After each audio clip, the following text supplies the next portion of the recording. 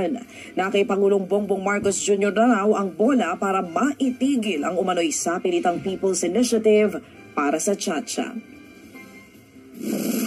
Hindi Chacha kailangan natin eh.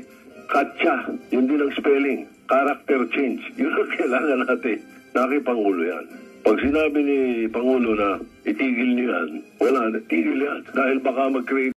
Ako ay totally agree with the former Senate President Tito Sen or Tito Soto sa kanyang binanggit na pananalita na what we need is character change and not chacha or charter change.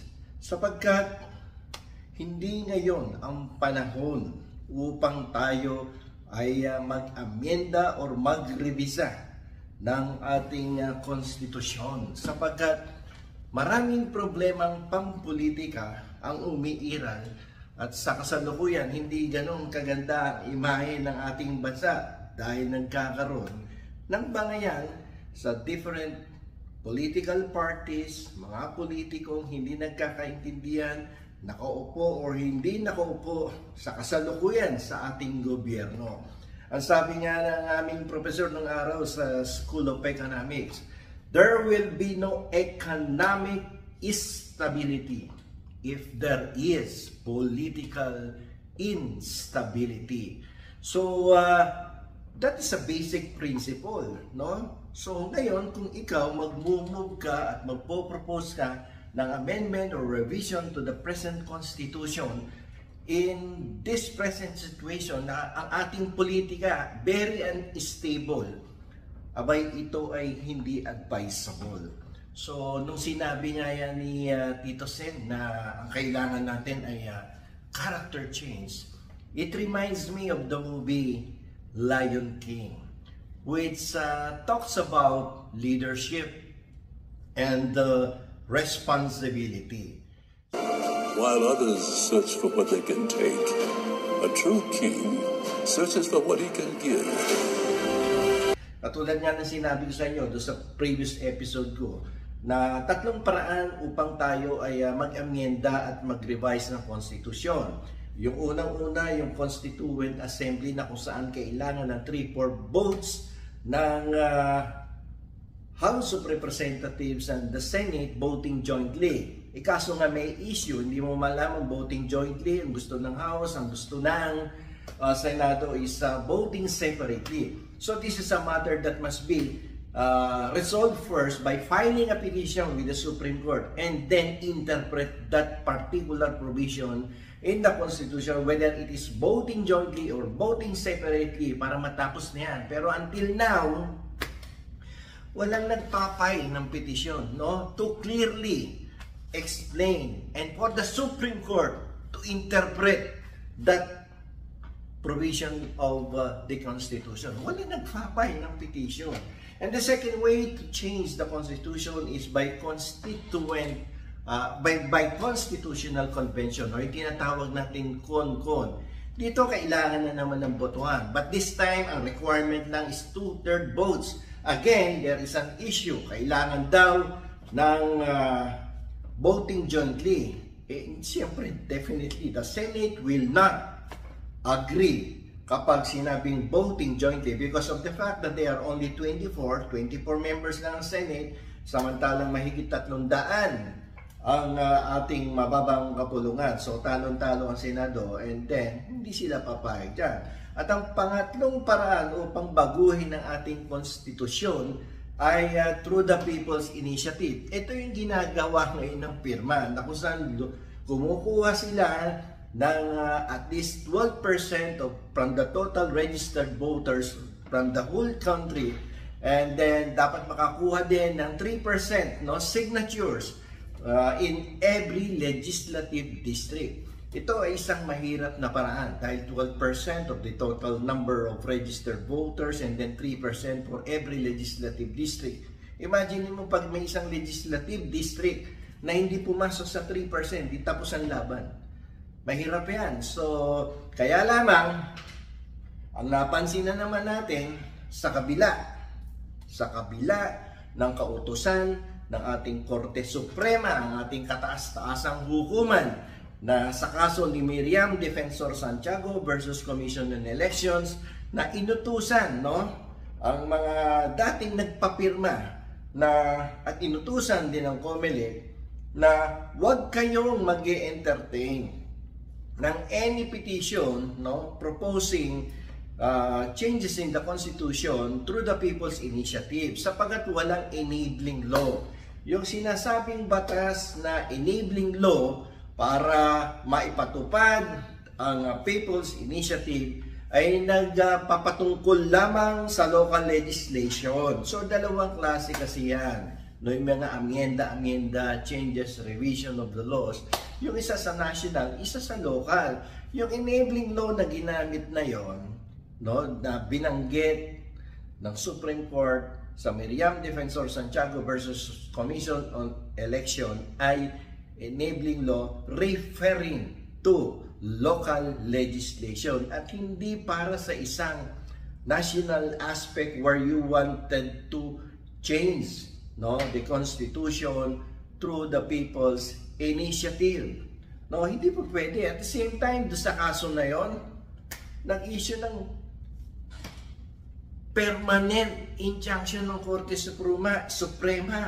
So, may obligasyon ang ating Commission on Election na sabihan ang mga organisasyon na nagtutulak upang ipabago ang ating konstitusyon at ipaalam sa publiko rin na bago umpisahan yung pirma-pirma na yan, kailangan magkaroon ng enabling law for the Congress to enact a law, no, that would implement this People's Initiative and not rely on that 6735 Republic Act na yan, no, because that refers only to local legislation.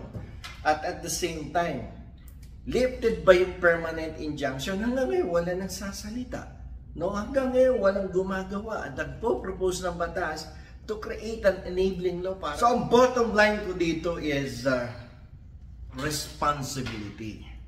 What do you mean by responsibility and accountability of these public officials, whether you are elective or appointed officials of the government? Sa parte ng mga elective officials, alam nyo na may Korte Suprema. Merong Korte Suprema nag-utos na huwag mag-entertain ng any activities that would promote or propose the amendment of the Constitution through People's Initiative because there is a restraining order. There is a permanent injunction issued by the court. In the case of Miriam Defensor Santiago versus Commission on Elections, sinabi din ng Korte Suprema, walang enabling law. If there is, that pertains only to local legislation. Pero ano ang ginagawa? Both of the appointive and the elective public officials. What happens now to your responsibility? The responsibility to carry out effectively your functions, your tasks, your role as a legislator and as an executive of the government. Wala nagfa-file ng petition. Sabi ko nga kanina, walang nagfa-file ng bill, no, proposing the enactment of the law pertaining to People's Initiative, an enabling law that would allow us to implement the People's Initiative. Nung medyo nararamdaman na hindi ubra yung People's Initiative, bumalik dun sa CONAS at nag-issue ng Senate resolution, no? Kung ano man yung resolution na yan, sa susunod nating episode, i-discuss yan. So, it is actually very disappointing, no? Sa parte ng mga ordinaryong mamamayan na katulad ko, na makita mo ang ating mga public officials that are actually trying to ignore the responsibility. Pero para sa akin, katulad nga doon sa pelikulang Lion King, noong si Simba, yung leon na anak ni Mufasa, ay nalaman ang katotohanan, no, sa pagkamatay ng kanyang ama bilang tagapagmana, no, ng kaharian, at matapos malaman ang kanyang mga karapatan at ang kanyang katungkulan sa kanyang nasasakupan, ay nagdesisyon na i-carry out, no, at ipatupad ng kanyang responsibilidad bilang isang hari ng isang lugar. So that is responsibility, whatever, anuman ang risk, anuman ang panganib na susuungin mo, dapat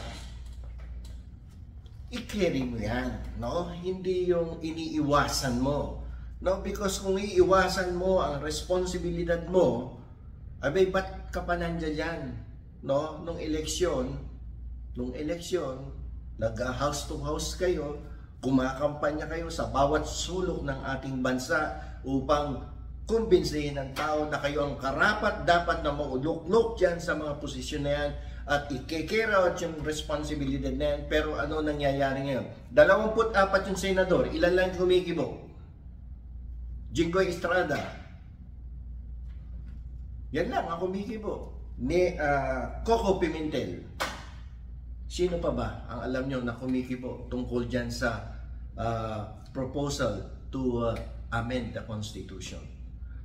Sa House of Representatives, may higit 300, ilan yung kumikibo para ipaalam sa taong bayan ang tunay na kalagayan, ang tunay na ibig sabihin ng ating batas, nang sila ay magkaroon ng karagdagang kaalaman na hindi pwede ang People's Initiative na yan at tigilan at huwag patulan kung sino man ang mga nagpapapirma upang simulan ang pagbabago sa ating konstitusyon sa kabila ng kautusan ng ating Korte Suprema.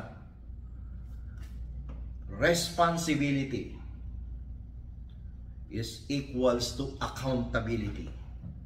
If you have this responsibility as a public official, but you're avoiding accountability, then I would say there is no freedom in this country. Ito pong muli ang inyong lingkod, si Atty. Rene Bueno. Marami pong salamat sa inyong pakikinig at huwag niyo pong kalimutan na mag-subscribe, mag-like at mag-share dito sa aking YouTube channel na Bueno Law and Beyond.